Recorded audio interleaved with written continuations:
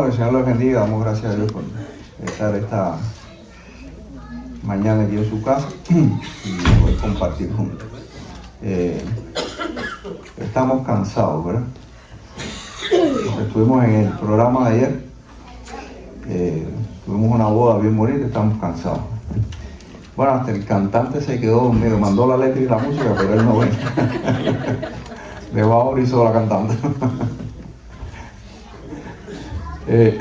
No, damos gracias a Dios porque ayer tuvimos, ¿verdad?, un evento bien bonito y fue bueno.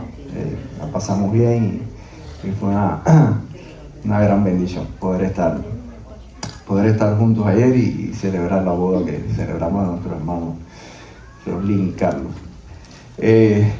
Así que damos gracias al Señor, ¿verdad? Estamos aquí hoy compartiendo la palabra del Señor. Como les dije la vez anterior, la carta a los romanos es un tema difícil y mi deseo es poderles ayudar a entender, ¿verdad?, la palabra de Dios, ayudarles a crecer en el conocimiento de la palabra de Dios, porque es lo que crea el fundamento sobre la base de la cual descansa nuestra fe y la manera en la que nosotros vamos a vivir nuestras experiencias cristianas. No todo en la Biblia a veces es fácil de explicar, no todo en la Biblia a veces es fácil de comprender. Así que les pido que durante todo este tiempo que vamos a estar hablando sobre la carta de los romanos, léasela. Léasela, es un poco compleja, tiene muchos detalles difíciles, y oren por mí, sobre todo para que cuando el pastor hable, la palabra pueda ser entendida y edificante, ¿verdad? Ayer estábamos Giovanni y yo hablando, oye, ¿puedes bajar un poquito el volumen? Un poquito, no mucho, pero lo siento un poco retumbante. Y estábamos hablando, ¿verdad? Hay un punto a veces en la vida del cristiano, en esa experiencia de la conversión, que es difícil determinar cuándo sucede eso, ¿verdad? En qué momento, ¿verdad? La voluntad del hombre y la de Dios interactúan de manera que se produce la conversión. Es difícil, pero hay cosas en la Biblia que son esenciales, que las podamos comprender y entender para nuestra edificación. Vamos a orar primero. Padre, gracias te damos por este día, gracias por permitirnos estar esta mañana en tu casa, Señor, poderte honrar, alabar.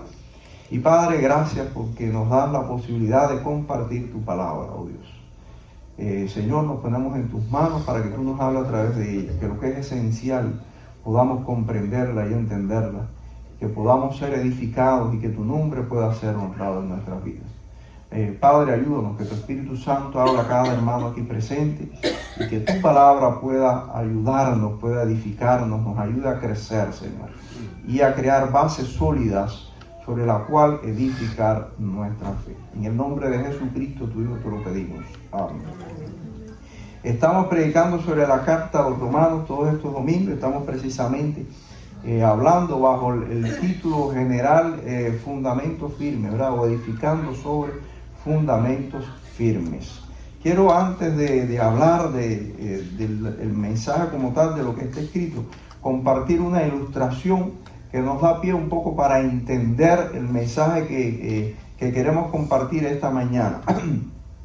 Y se titula ¿De qué tamaño es tu piedra? Y dice que dos mujeres en busca de sabiduría visitaron a un hombre santo. Una se consideró una gran pecadora. Nunca dejó de culparse por traicionar a su esposo cuando eran jóvenes. La otra había vivido toda la vida de acuerdo con los mandamientos de Dios y por eso no se reprochaba por cometer ningún pecado específico y se sintió relativamente bien de su vida. El santo las cuestionaba a ambos. La primera mujer, con lágrimas, confesó su pecado, aún siendo tan enorme. Consideró el pecado tan grande que no esperaba el perdón. Pero en desesperación lo dijo de todas maneras.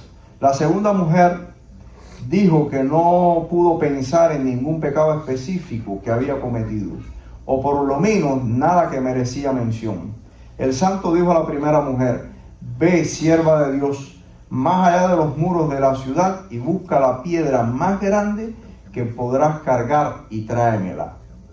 Y dijo a la segunda mujer, que no reconocía ningún pecado en particular: tráeme piedras también, pero piedras pequeñas, tantas como puedas cargar. Las mujeres se fueron e hicieron lo que les mandó el santo. La primera mujer le trajo una piedra grande y la segunda un saco de pequeñas piedras. El santo las miró y dijo: ahora esto es lo que quiero que hagan. Lleven las piedras de regreso y pónganlas en el mismo sitio donde las encontraron. Entonces vuelvan a mí. Las mujeres se fueron para cumplir lo que les mandó el santo. La primera mujer fácilmente encontró el lugar donde había conseguido la piedra y la devolvió a su sitio. La segunda mujer no pudo recordar en dónde había encontrado todas las piedras pequeñas y regresó con el saco lleno. El santo dijo a la primera mujer: fácilmente devolviste la piedra grande y pesada, porque recordaste en dónde la conseguiste. Pero a la segunda mujer le dijo: no pudiste devolver las piedras pequeñas, porque no pudiste recordar en dónde las conseguiste. Así es el pecado, les dijo el hombre a las mujeres.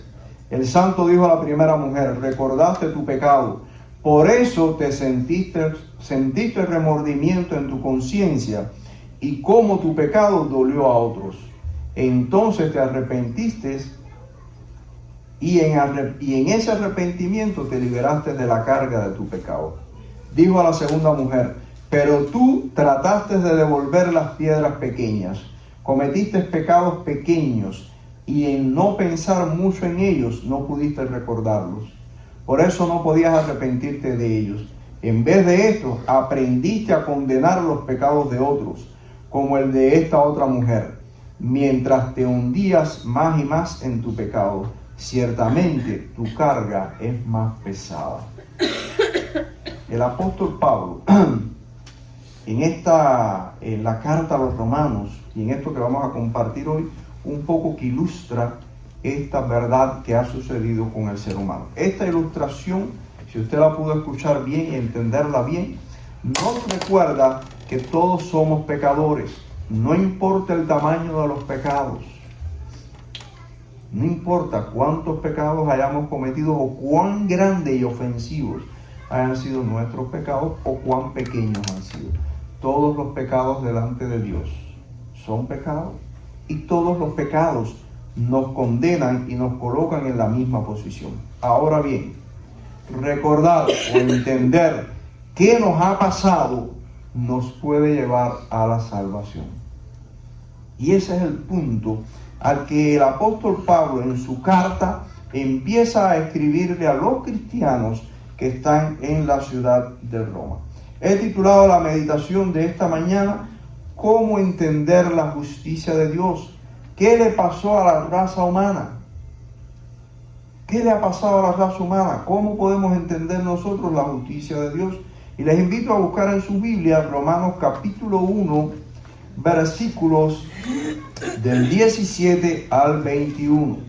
Dice la Biblia, Romanos capítulo 1, versículos del 17 al 21. Porque en el Evangelio la justicia de Dios se revela por fe y para fe, como está escrito: mas el justo por la fe vivirá. Porque la ira de Dios se revela desde el cielo contra toda impiedad e injusticia de los hombres, que detienen con injusticia la verdad. Porque lo que de Dios se conoce les es manifiesto, pues Dios se lo manifestó. Porque las cosas invisibles de Él, su eterno poder y deidad, se hacen claramente visibles desde la creación del mundo, siendo entendidas por medio de las cosas hechas, de modo que no tienen excusas. Pues habiendo conocido a Dios, no le glorificaron como a Dios ni le dieron gracias, sino que se envanecieron en sus razonamientos, y su necio corazón fue entenebrecido. El apóstol Pablo les quiere explicar a los cristianos, a los primeros cristianos, por qué llegamos a donde llegamos, por qué estamos donde estamos, especialmente a los judíos cristianos, a los judíos de su tiempo, que no eran cristianos, pero que ellos creían que por su religiosidad ellos gozaban de un privilegio único delante de Dios. Pero Pablo en esta carta les recuerda al ser humano que todas las personas están perdidas delante de Dios. Y el tema de la carta a los romanos, Pablo pretende explicar la justicia, pero también la bondad de Dios. Este a veces es un tema un poco complejo para nosotros, que a veces preferimos un tema un poco más refrescante. Pero miren, hermanos, esta es la base. La carta a los romanos, ¿verdad? Es difícil. Estábamos, ¿verdad? El pastor Jesús y yo hablando esta semana, que es difícil, pero es la base sobre la cual se edifica todo nuestra vida, y es importante entender. Y aunque sea difícil, hay que predicarlo, ¿verdad? Hay que hablarlo. Y qué importante poder explicarlo, que ustedes lo puedan entender, es mi propósito. El apóstol Pablo trata de explicar qué ha pasado con la raza humana. ¿Qué hay que entender? O lo que tenemos que entender primero, que la justicia, hermanos míos, la justicia de Dios, no solo se trata de dar castigo. Pero Pablo trata de ayudar al ser humano a entender, a las personas que tiene delante, que Dios hizo justicia, pero en su justicia interpuso su amor y su bondad. ¿De qué se trata la justicia? La justicia se aplicó a Cristo. Pablo comienza diciendo en el Evangelio, en versículo 17, nosotros predicamos el domingo pasado hasta el versículo 16, que Pablo decía: no me avergüenzo del Evangelio, porque es poder de Dios para salvación a todo el que cree. Y después dice: porque en el Evangelio la justicia de Dios se revela. Una cosa que hay que entender, en primer lugar, es que la justicia de Dios la entendemos única y exclusivamente, o se revela única y exclusivamente en el Evangelio. Pablo especifica: en el Evangelio la justicia de Dios se revela. Nosotros los cristianos podemos entender la justicia de Dios porque tenemos el Evangelio. Y el ser humano puede llegar a entender la justicia de Dios cuando recibe el Evangelio. ¿El Evangelio qué cosa es? Pablo lo explica. Dice que es Jesucristo. La justicia de Dios se reveló en Cristo. Y voy a explicar qué es la justicia, o para que entendamos qué es la justicia. Entendiendo primero, dice la Biblia nos revela en este pasaje que leímos que merecemos el castigo por una razón. Si usted lee Romanos capítulo 1 y seguimos leyendo los versículos del 18 en adelante, el apóstol Pablo dice: la causa de la degradación humana, ¿por qué hemos caído donde hemos caído? Y Pablo comienza diciendo que hemos llegado a este punto, dice, porque el hombre, habiendo entendido a Dios, habiéndole conocido, dice, no le glorificó como a Dios. Dice que lo rechazó en su necio corazón. ¿Cómo Dios se dio a conocer? Dice el apóstol Pablo, dice por medio de la naturaleza. Dios se revela por medio de la naturaleza de manera tan clara que dice el apóstol Pablo que los seres humanos no tienen excusa. Dice, porque lo que de Dios se conoce les es manifiesto, pues Dios se lo manifestó por medio, siendo entendida por medio de las cosas hechas. Yo no sé si a ustedes les pasa, pero cuando yo comparto el Evangelio, oigo hablar a personas personas preparadas, que tienen un alto conocimiento, y yo veo que rechazan a Dios. Yo digo, caramba, ¿qué condenación tendrán esta gente? Ellos más que nadie. Yo veo a los científicos que no son cristianos y digo, ellos más que nadie, porque conocen más que nosotros acerca de la verdad que nos ha sido revelada por medio de la naturaleza. No sé si a ustedes les ha pasado, pero a mí me ha pasado. Hace poco, recuerdo cuando estuve ahora mi esposo y yo estuvimos en Suiza, y estuvimos en casa de mi primo. Mi primo me decía, él no es cristiano, y él me dijo así: primo, tú sabes, nosotros crecimos en el Evangelio y demás, pero yo nunca amé la iglesia, no. Pero Dios tiene que existir algo, porque yo he visto cosas, me dijo así, en la naturaleza, que únicamente son posibles si uno entiende la existencia de Dios. El apóstol Pablo dice que lo que de Dios se conoce les es manifiesto, pues Dios se lo manifestó, siendo entendido por medio de las cosas hechas. de modo que no tienen excusa. La creación revela la existencia de Dios para todo ser humano. Es la primera revelación de Dios. Hermanos, y usted se pone a pensar realmente en la creación, es difícil, ¿verdad? Creer que el mundo se hizo solo. Tiene que haber una mente inteligente. Pónganse a pensar en los detalles más insignificantes de la vida. Porque nosotros a veces nos miramos a nosotros, el mundo tan complejo, miramos las grandes cosas.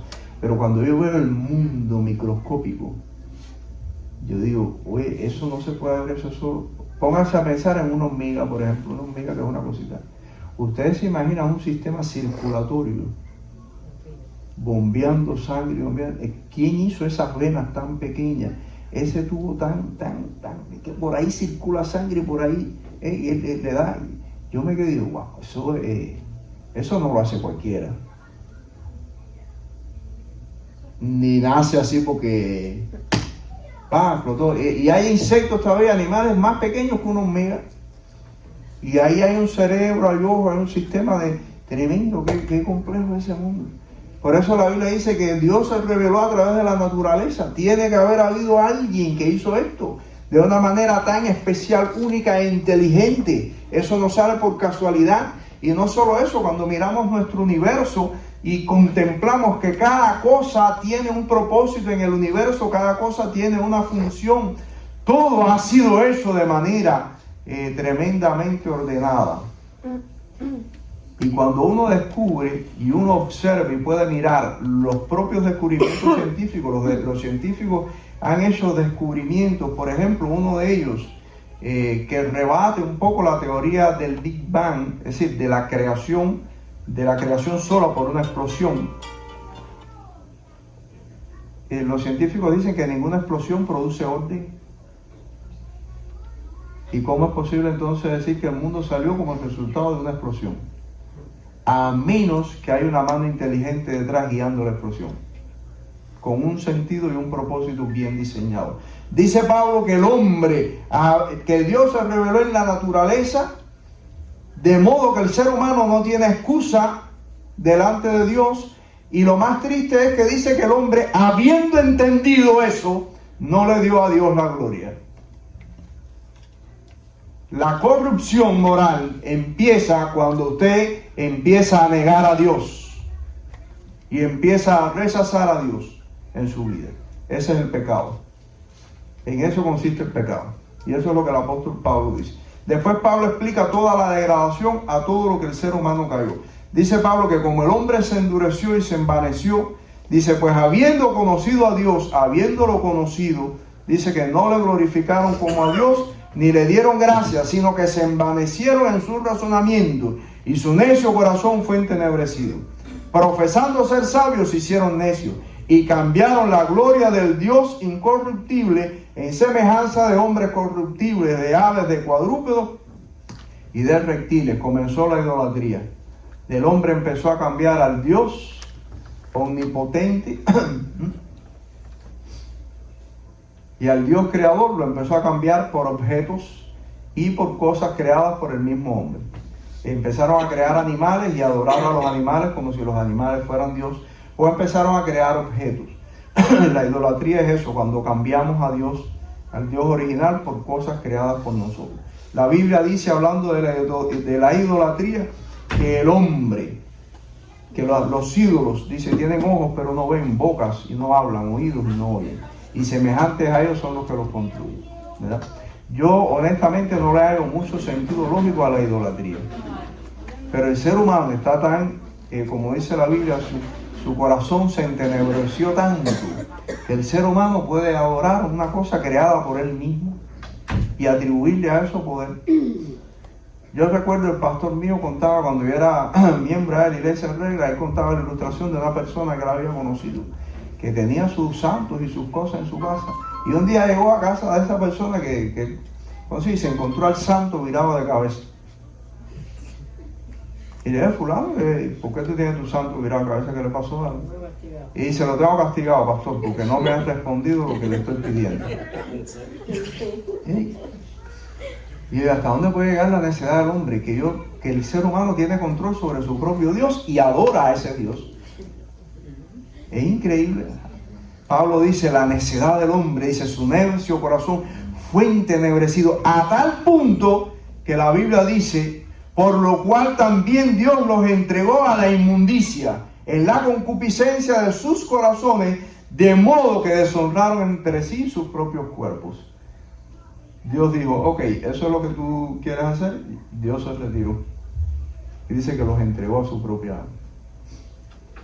¿Y qué vino como resultado? La corrupción moral. Dice que los entregó a sus propias concupiscencias. Dice que los hombres, deshonrando así, dice la Biblia, sus propios cuerpos. Empezaron los pecados sexuales. Ahí Pablo empieza a describir todos los pecados sexuales. Empieza precisamente hablando de la homosexualidad. Cuando el hombre niega a Dios, pierde la razón de su realidad para la que ha sido diseñado. Aquí comienza, hermanos míos, el gran problema. Y esto es lo que Pablo está explicando. Pablo le está explicando a los cristianos de manera global cómo el ser humano, todo en sentido general, se ha corrompido. Dios se reveló en la naturaleza, pero el ser humano no lo quiso entender. El hombre voluntariamente decidió no reconocer a Dios, dice el versículo 21. En el capítulo 2, verso 4, dice que menospreciaron la bondad de Dios. En el capítulo 2, versículo 4, búsquenlo en su Biblia, dice, o menosprecias las riquezas de la benignidad, paciencia y longanimidad, ignorando que su benignidad te guía al arrepentimiento. El ser humano conscientemente menosprecia, dice el apóstol Pablo, la benignidad de Dios, la paciencia de Dios y la longanimidad de Dios, dice la Biblia, ignorando que ese acto de paciencia de Dios para con el ser humano nos lleva al arrepentimiento. A veces nos preguntamos por qué, y por qué el mal, ¿verdad? ¿Por qué los hombres malos perduran tanto en nuestro? ¿Por qué ellos logran hacer su maldad? Pablo dice aquí, ignoramos o rechazamos, ¿verdad?, la bondad de Dios, la benignidad de Dios, ignorando que ese acto de paciencia de Dios para con el hombre impío, dice, los lleva al arrepentimiento. Es para llevarlos al arrepentimiento. Y Pablo está hablando de este aspecto de nuestra vida. El hombre se endureció en su corazón, dice la Biblia. Pablo dice también que ninguna religión excusa al hombre. Dice el capítulo 2, versículo 3, dice la Biblia, y piensas esto, oh hombre, tú que juzgas a los que tal hacen, y haces lo mismo, que tú escaparás del juicio de Dios. Pablo está hablando ahora a los judíos. Dice, por lo cual eres inexcusable, oh hombre, quien quiera que seas tú que juzgas, pues en lo que juzgas a otro te condenas a ti mismo, porque tú que juzgas haces lo mismo. Mas sabemos que el juicio de Dios contra los que practican tales cosas es según la verdad. Pablo le está hablando ahora a los judíos, porque después él salta a hablar de decir, tú que dices y tú que predicas la ley, y tú que dices que no se ha de adulterar, adulteras, tú que dices que no se ha de robar, robas. Mire, hermanos, ninguna religiosidad, ningún sistema religioso justifica a nadie. Usted puede estar viniendo todos los días a la iglesia. Usted puede participar de todas las actividades de la iglesia. Usted puede estar presente para todo lo que usted, el primero usted puede estar. Pero si su vida está en contra de lo que Dios dice, tu religiosidad no te sirve para nada. Cuando la gente se va a bautizar, eso es una de las primeras cosas que yo le explico a la gente. ¿Por qué te quieres bautizar? Si tú piensas que el bautismo te va a aportar algo en el sentido de espiritualidad tuya que te va a hacer, que tú crees que me bauticé ya, estás equivocado. El bautismo en ese sentido no te aporta nada. Y le explico por qué nos bautizamos. ¿Por qué venimos a la iglesia? ¿Por qué adoramos al Señor? ¿Verdad? Aprender a ser genuinos en nuestra fe es importante. El problema del ser humano, ¿verdad? Pablo lo explica en la conducta. Dice, porque todos los que sin ley han pecado, sin ley también perecerán. Y todos los que bajo la ley han pecado, Por la ley serán juzgados. Pablo incluye a todo el mundo. A los judíos que se creían que porque ellos tenían la ley, y a los gentiles que no la tenían. Dice, todos están bajo la misma condición. No importa. El apóstol Pablo dice que la justicia de Dios se ha revelado. Todos somos pecadores, dice Pablo, tanto judíos como gentiles. En los capítulos 2, versículos 17 y 24, el apóstol Pablo explica esto. Me gustaría leerlo. Esto es un poco complejo, hermano, pero es importante entender, ¿verdad? Y si alguno lo tiene y lo puede leer, y así no nos quedamos dormidos y compartimos un poco la... He aquí tú tienes el sobrenombre de judío y te apoyas en la ley y te glorias en Dios y conoces su voluntad y instruido por la ley apruebas lo mejor y confías en que eres guía de los ciegos, luz de los que están en tinieblas, instructor de los indoctos, maestro de niños, que tienes en la ley la forma de la ciencia y de la verdad. Tú pues que enseñas a otros, ¿no te enseñas a ti mismo? Tú que predicas que no se ha de hurtar, hurtas. Tú que dices que no se ha de adulterar, adulteras. Tú que abominas de los ídolos, cometes sacrilegio. Tú que jactas de la ley, con infracción de la ley deshonras a Dios, porque como está escrito, el nombre de Dios es blasfemado entre los gentiles por causa de vosotros. Ahí Pablo estaba acusando a los judíos, que se creían muy religiosos, que creían que ellos obedecían la ley. Después Pablo salta y acusa a los gentiles. Dice que pues somos nosotros mejores que ellos en ninguna manera, pues ya hemos acusado a judíos y a gentiles que todos están bajo pecado, como está escrito, no hay justo ni a uno. No hay justo ni a uno. Todos los seres humanos. Ahora bien, en medio de esta pecaminosidad, la bondad de Dios se interpone ante la justicia. El gran evento de lo que Pablo está explicando no es solo que Dios está airado y quiere hacer justicia por causa del pecado, sino que en ese acto al mismo tiempo Dios interpone su bondad. Miren, yo creo que uno de los mensajes más bonitos es el de la Navidad. Cuando yo celebro la Navidad me recuerda la bondad de Dios. ¿Cómo comienza? ¿Cuáles son los mensajes de Navidad? Ahorita Dani habló de eso. ¿Cuál es uno de los mensajes fundamentales de la Navidad? Paz. La paz. Qué tremendo, ¿verdad? Como en un mundo que está totalmente corrompido, como que la ira de Dios está volcada, dice, porque la ira de Dios se revela contra toda impiedad, especialmente al pueblo judío, por todo lo que había pasado con la nación. A veces hermano, por eso es importante leerse toda la Biblia, para poderla entender.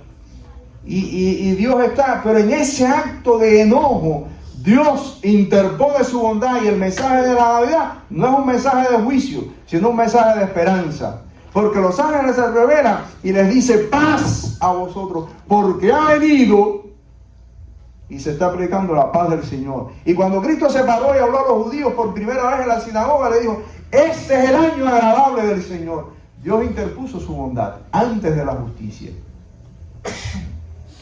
Y mira, el gran acto de Dios está en que la justicia se la aplicó a Cristo y la bondad se la extendió al ser humano. La bondad la extendió en el mismo Cristo. Aplicó justicia porque Dios tenía que castigar el pecado, pero usted sabe qué hizo en su bondad, no nos las aplicó a nosotros, se la aplicó a su Hijo, la justicia suya. Por eso Pablo dice en el Evangelio, ahí en Romanos, porque la justicia de Dios ha sido revelada por medio de Jesucristo. La justicia de Dios. Qué duro es eso. Se la aplicó a Cristo, a su Hijo.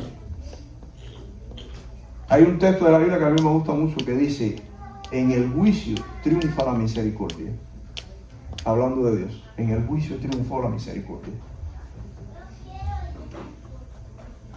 La ira de Dios llegó hasta un punto y se descargó sobre Jesús. A partir de ahí, las cosas cambiaron.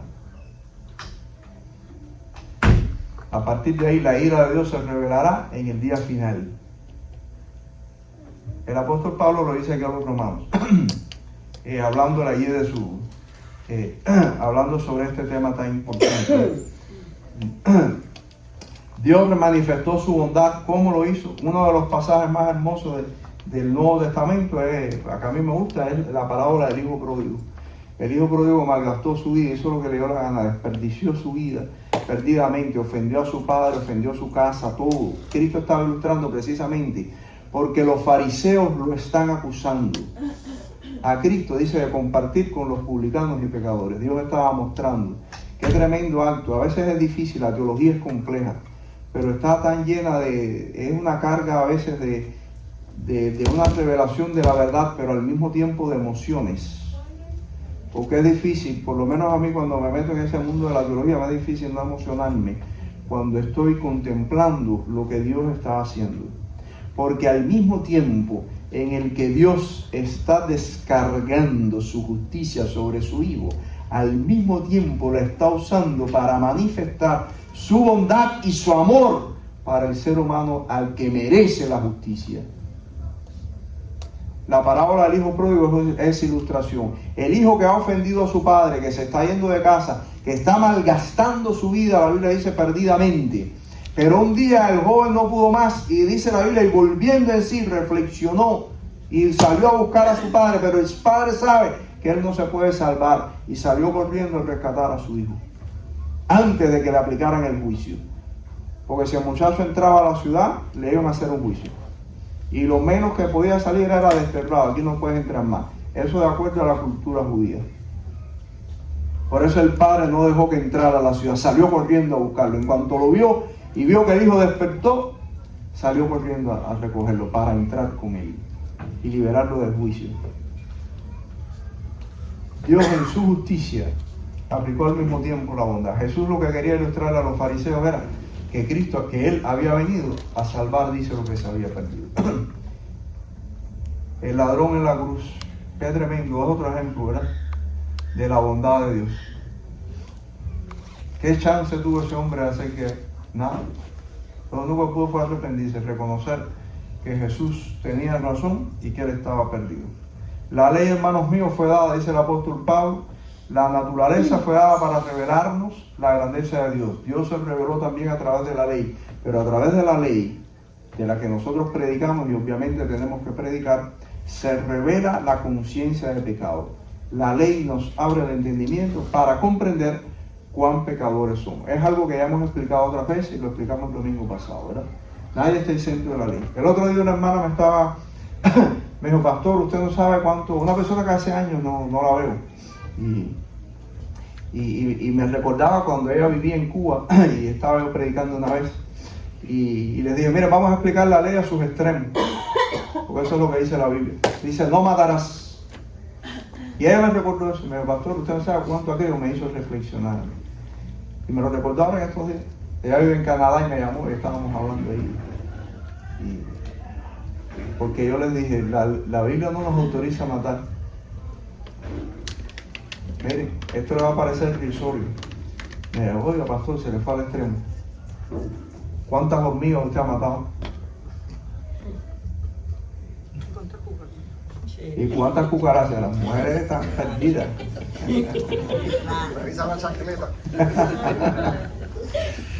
Dígame quién nos autorizó a destruir la creación de Dios. ¿En qué momento? Porque es chiquitica y no se puede defender y casi no se ve. El Señor no ve. Apostegui. Para alimentar a la familia. El Señor no la ve tan chiquita. Ay, señores, que las cucarachas son tan asquerosas. ¿Quiere que les diga una cosa? Las cucarachas son los animales más limpios, ¿ves? No voy a hablar de la cucaracha. Pues si no, las mujeres me van a excomulgar. La próxima alabanza de la cucaracha no puede caminar. Y cantamos de feo al final a la cucaracha, no, alabanza. Pero la cucaracha después que come está más de una hora limpiando todo su cuerpo. ¿Quién de nosotros después que come se mete en el baño a bañarse? Las mujeres me dicen, la cucaracha tiene peste. Y bueno, hay que preguntarle a la cucaracha cuando nos pasa por arriba que nos olió. La mujer dice que peste tiene este. Alabado.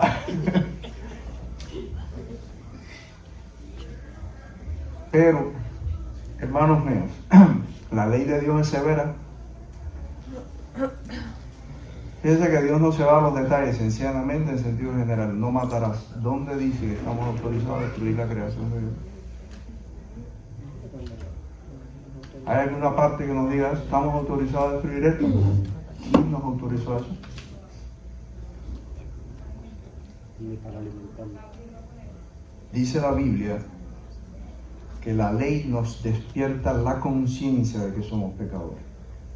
Y una vez despiertos en nuestra conciencia, entendemos y nos damos cuenta, hermanos míos, cuando uno es real, es decir, uno puede entender, nos damos cuenta que delante de Dios no tenemos justificación. Es imposible justificarnos delante de Dios. El apóstol Pablo, por eso el apóstol Pablo explica que la gracia de Dios se tuvo que revelar para podernos salvar. Por lo tanto, la salvación está expuesta para todo ser humano que cree en Jesucristo. Y la salvación viene por medio de la fe y el arrepentimiento. El apóstol Pablo dice en el capítulo 2, versículos 4 y 5, dice la Biblia,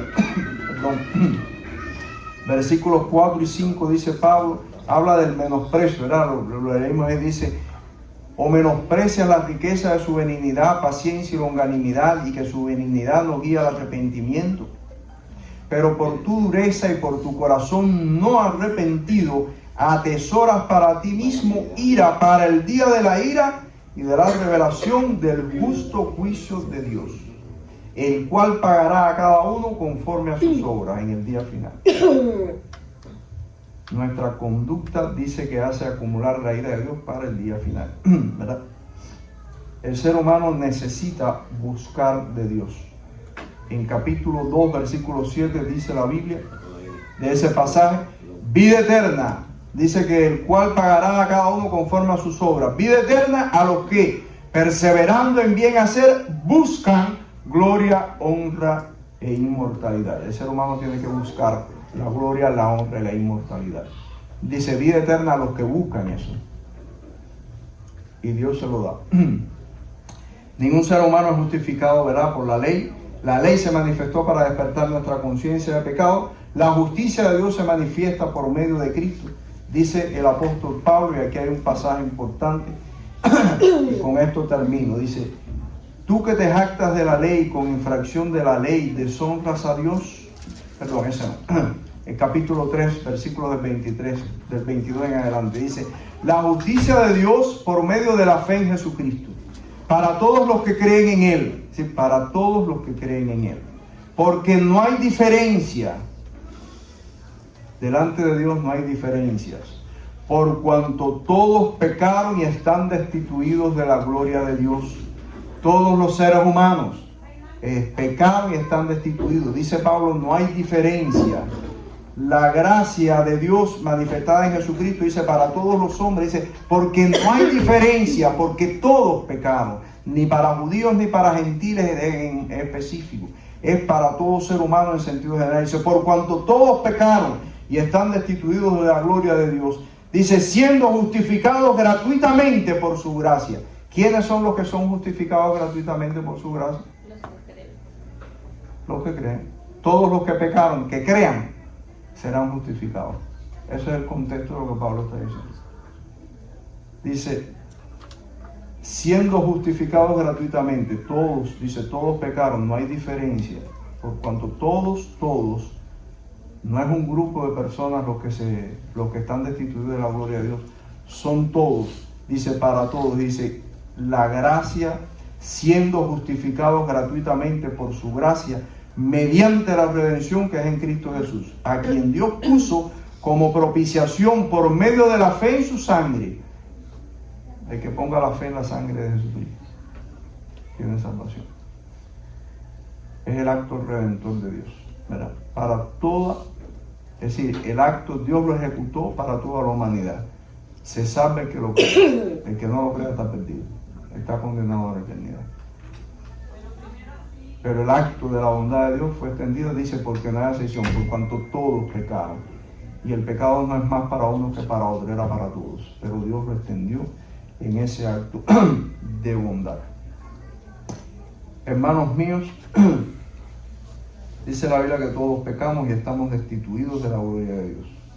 Pero en Cristo somos justificados. ¿Cómo lo podemos hacer? ¿Tenemos que pagar algo? No podemos pagar nada. La Biblia dice que es por la fe. Si usted pone su confianza en Jesucristo, usted va a recibir, ¿verdad? Dice la justificación de Dios. Todos los seres humanos hemos pecado. No hay excepción. En el capítulo 5 voy a leer un texto para concluir. Dice el apóstol Pablo, en capítulo 5, versículo 19. Dice, porque así como por la desobediencia de un hombre los muchos fueron constituidos pecadores, así también por la obediencia de uno los muchos serán constituidos justos.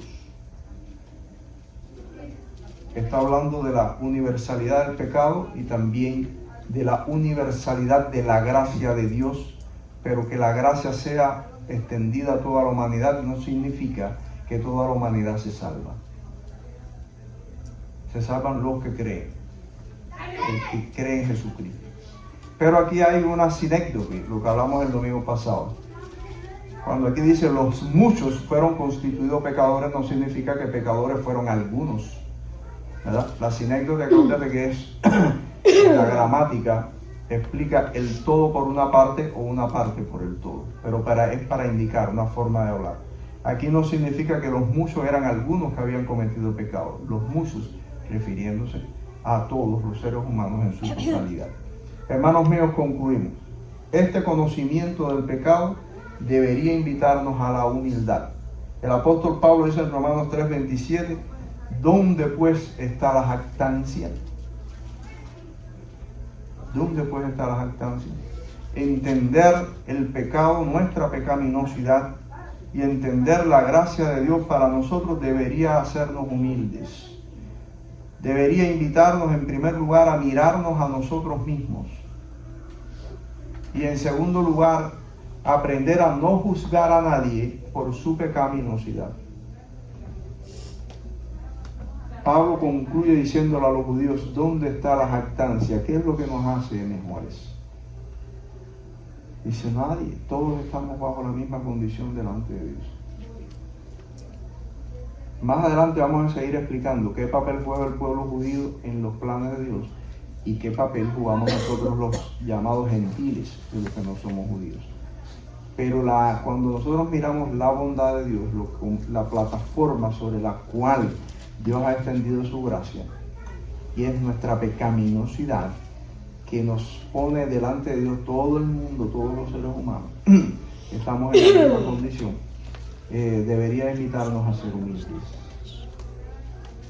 Como la ilustración de la mujer, hay personas que como no han cometido pecados tan grandes, piensan que no son pecadores. Y por eso no se arrepienten. Miren, esta ilustración que les leí al principio es real. Yo conocí a una persona, una vez estábamos en un curso de evangelismo y le preguntaron que si podía mencionar alguno de los pecados de los que se tenía que arrepentir. Yo no recuerdo un pecado así de que me tenga que arrepentir.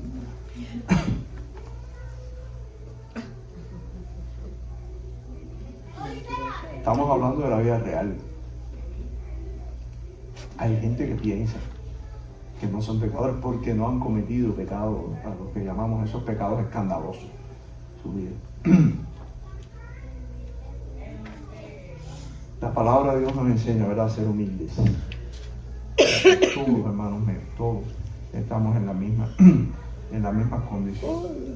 El Señor nos bendiga y nos ayude a aprender a crecer. La única manera de crecer en nuestra vida cristiana es entendiendo en primer lugar quiénes somos. ¿Quiénes somos? ¿De dónde hemos salido? ¿En qué posición estamos delante de Dios? Y entender que únicamente estamos limpios y justificados por la gracia de Jesucristo. Es la única manera. Toda nuestra vida se construye a partir de esta realidad. Si el ser humano no entiende eso, difícilmente, hermanos míos, podrá construir, como dijo Cristo, una vida sólida. Es difícil construir una fe sólida si no entendemos las bases sobre las cuales descansa nuestra fe. Estamos perdidos y Dios tuvo que actuar en Jesucristo para aplicar su justicia y al mismo tiempo para librarnos de la condenación eterna. Que el Señor nos bendiga. Vamos a orar. Padre, gracias te damos por este día y gracias también te damos por tu palabra y gracias por tus bendiciones, oh Señor. Gracias por Jesucristo, tu Hijo, nuestro Salvador. Padre, no podemos pagar de ninguna manera lo que por nosotros has hecho. Solamente, oh Señor, entregando nuestras vidas a ti, para que tú nos uses, te glorifiques en ellas, oh Señor, y podamos nosotros vivir y honrar tu nombre, oh Señor, donde quiera que estemos en toda nuestra manera de vivir. Bendice a esta congregación, bendice a mis hermanos y ayúdales a crecer en el conocimiento y la gracia de nuestro Señor Jesucristo. Bendice a esta iglesia, oh Señor, en el nombre de Jesús te lo pedimos. Amén.